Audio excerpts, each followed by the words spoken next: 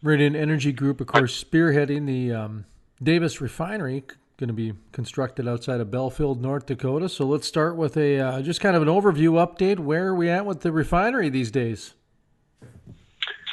Well, as you know, we've been in construction out in the field. We had to button that up for the winter.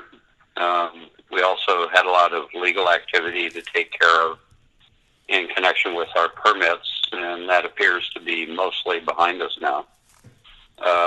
We're in design. McDermott's our contractor. They're a big international firm, and they will be using a lot of local contractors in the field, but right now they're busy on design and procurement, and we'll move back to the field this coming spring. I did want to ask you about a Associated Press story that I read about your permit to construct. It had to do with some local people about whether they would be adversely affected by the refinery. And anyway, that quote in there about the concern about the health and well-being seemed to stand out a little bit to me. Were you guys able to see that or address that or comment on that in any way? Well, we have to be selective in how we address what appears in the press. There's a lot of misinformation. The air quality permit was something we fought long and hard for and had to do a lot to make sure that this project is not going to negatively impact anybody. We did a lot of work to make sure that that's not going to happen, and I think it's just improper for people to continue to imply that this project is going to somehow be a heavy polluter. It's going to be the cleanest such project on the planet when it's done. We've also done studies that show that there's actually going to be more pollution from the visitation to the national park, the TR Park, that will show up at the refinery than there will be pollution from the refinery show up at the park. 700,000 visitors per year produce a lot of air pollution, and we're actually the recipients of that at the refinery more than the park will suffer from the refinery itself.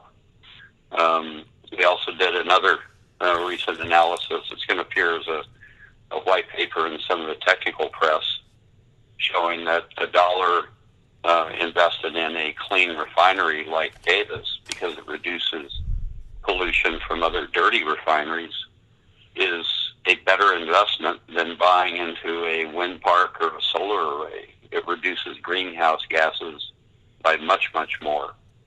So by cleaning up our conventional energy sources, we can get back to a cleaner planet a lot quicker than by going after such things as those wind towers. One thing that I kind of took from that when I was reading the story is it almost seems like, because really we're talking about science here, and at the end of the day, you guys had an 18-month review, somewhat of 11,000 plus comments, 900 pages of scientific analysis. I think the EPA was even involved. I mean, you've had a fine-tooth comb on a fine-tooth comb. Yet it still seems, this misinformation keeps popping up. Is a lot of this emotional, or is it the old mentality of refineries? Because it almost seems like you guys just continue to produce the information that continues to get validated, that continues to go through that cycle. Yet every now and then I'm seeing that there's still questions coming out of somewhere, I guess. So do you understand the question? Is this an emotional, misinformational type thing, or talk to me a little bit about that? Well, yeah, some of it is, I'm sure, and we have to try to avoid the emotional response of resenting people continuing to question, our honesty and our integrity and the science that goes into what we've done here. But when we started out, there was no way to get around the fact that people looking at what we're doing are going to associate our efforts with the refineries they see all over the place, which, are an average age of a refinery here in the U.S. is now well over 50 years. So they're not real clean. They don't look real nice. And, yeah, if you're reading about a new refinery going in near you, start to get worried. So we decided early on we're going to treat every concern as being valid and address it as fully as possible, both with regard to the science and everything else, because, there's an emotional aspect to all of that. But then, there's kind of a tipping point where you go through everything over and over again, and, we get our permit, and it was actually longer than 18 months, and, 11,000 public comments that were addressed, each one of them separately. And the science over and over again, the engineering work that was done to show what we're doing, the health department working with EPA to make sure that there was no issue unaddressed, and that every bit of available knowledge was applied to the review. And you begin to wonder, are there people who are just going to refuse to hear the answer and keep asking the same question over and over again, because the answer is not what they want to hear? So I think to a certain extent we're at that tipping point now where people are starting to see that there are certain folks who just are never going to hear the answer, never going to be satisfied that the concerns have been met, because they just don't like the idea of a new refinery. And, I've got a kind of a two-part question that can go two different directions. So if you want to answer both sides of it, you certainly can. But at the same time, don't feel you have to, because some of it has to do with patience, to where you guys have been extremely patient through this ordeal. I've joked, I think probably 6 months ago, I started joking that you guys have the patience of Job. And now we're here 6 months later, and we're still talking about some of the same things that you guys have already been validated for.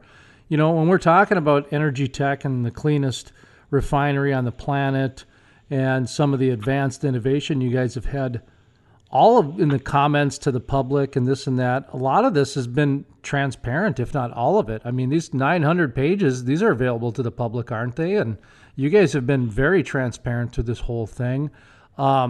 Is that 11,000 emails, do you think that kind of represents what's going on here? Is that those 11,000 emails were copy and pasted? I mean, even the state health told me that the North Dakota Department of Health said that like 99% of them or 95% of them were basically worded exactly the same. So it gave the appearance that it was copy and pasted, or somebody had a centralized campaign against this. Is that kind of what's going on here? Is that it's really being magnified and you guys are just having a lot of patience through this? I mean, you understand my question, because there's a lot there to unpack. But well, yeah, and if the question's vague, it's because the situation is vague, and we had to address everyone's individually of those comments, but you're right. Quite a few of them were copies, from an email blast from an organization that has always had kind of a knee-jerk anti-reaction to what we're trying to do, and has refused to even talk to us about what we're trying to accomplish here. I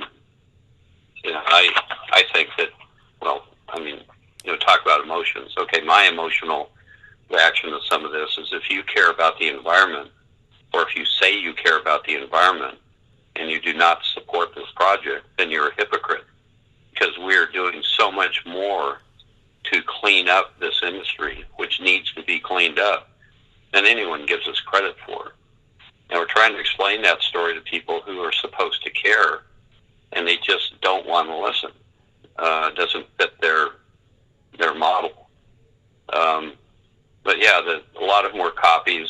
There were, out of that 11,000, there were only several hundred individualized or, identifiably individual comments.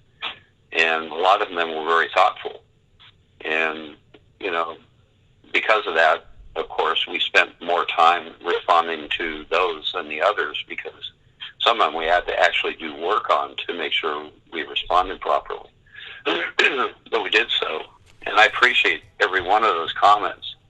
The fact that an organization can convince 8,000 people to press the send button on a canned response is, some people consider that a a questionable commitment to doing anything. But in my book, the fact that somebody read something, decided, well, I guess I have to at least do that, it deserves a response.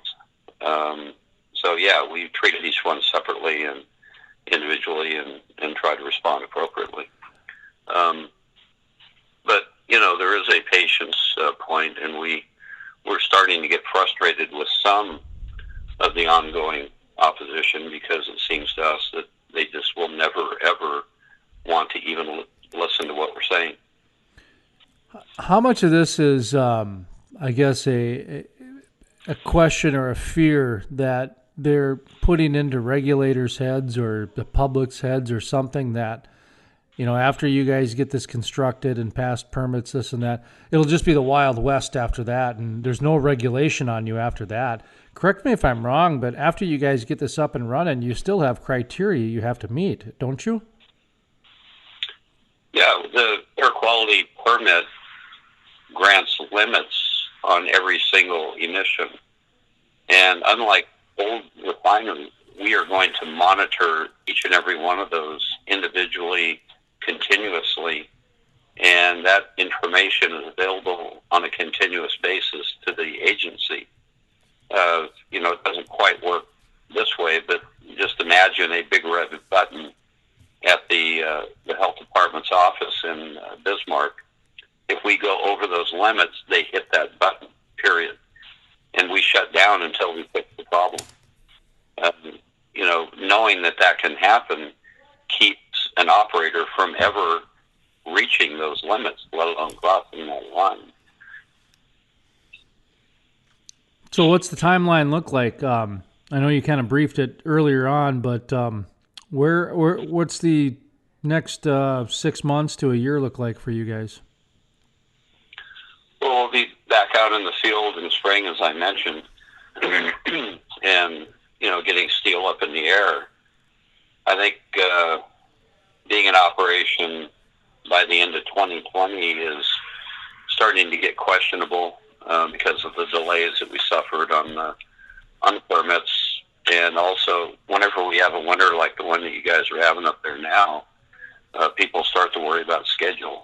So, we'll excuse me, we'll be in operation certainly, first, second quarter of 2021, the way it looks now.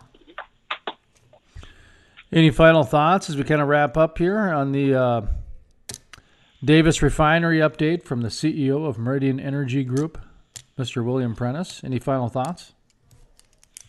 Well, first time we talked a couple of years ago, we were real eager to get started, and I was saying how proud we were of our effort and eager to be part of North Dakota's energy scene.